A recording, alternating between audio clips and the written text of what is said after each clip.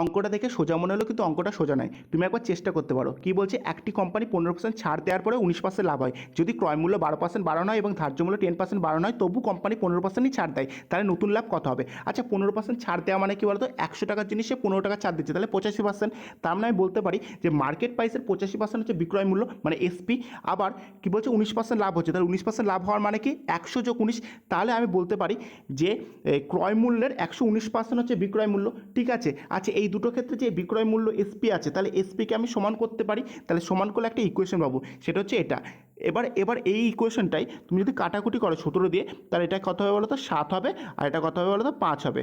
আচ্ছা, এবার একটা জিনিস মাথায় রাখবে যে এই এমপির সাথে 5 গুণ আছে, তো তাহলে এমপির ভ্যালু 5 না, এমপির ভ্যালু 7।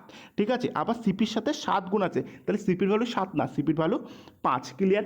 তাহলে এবার যদি আমি সিপি আর এমপির রেশিও নিই, ঠিক আছে, তাহলে কী হবে, সিপির ভ্যালু 5 আর এমপির ভ্যালু কত বলো তো, 7।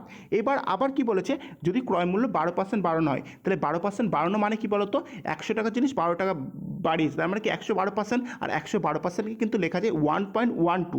ঠিক আছে। তাহলে 1.12 দিয়ে গুণ হবে। আবার কী হবে বলছে, ধার্য মূল্য 10% বাড়ানো হচ্ছে, তো 10% বাড়ানো মানে কি বলো তো, 100 টাকার জিনিস 10 টাকা বাড়ানো, তাহলে কত হবে, 1.1। তাহলে এবার 1.1 দিয়ে গুণ হবে।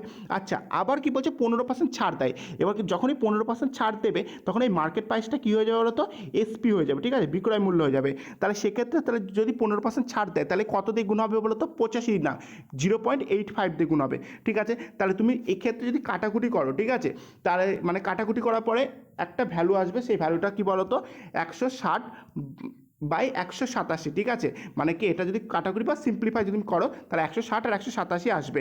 তার মানে তুমি বলতে পারো কি, 160 টাকা যদি ক্রয় মূল্য হয়, 187 টাকা বিক্রয় মূল্য, তাহলে কত টাকা বেশি, 27 টাকা বেশি।